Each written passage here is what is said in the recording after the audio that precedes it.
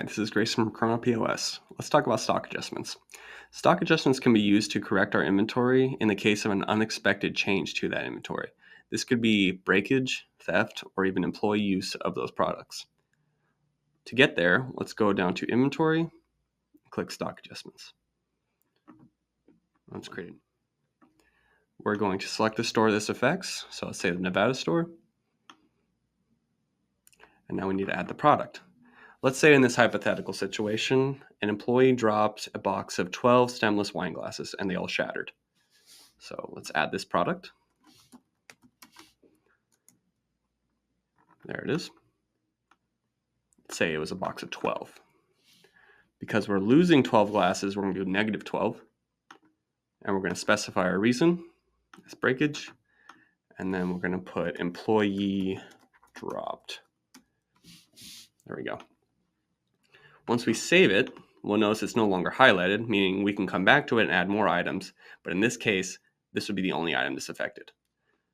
Once we're done with this, we're going to book it, which is another word for finalizing this, and it'll apply this negative 12 change to the inventory and subtract those 12 from our total. Okay, we've now booked it. Let's say hypothetically we go back and we're cleaning up the damage and we find that actually 2 of the glasses actually survived it. So the inventory is once again incorrect.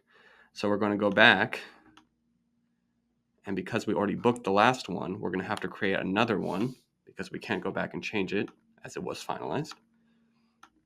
And we're going to add 2 to the inventory.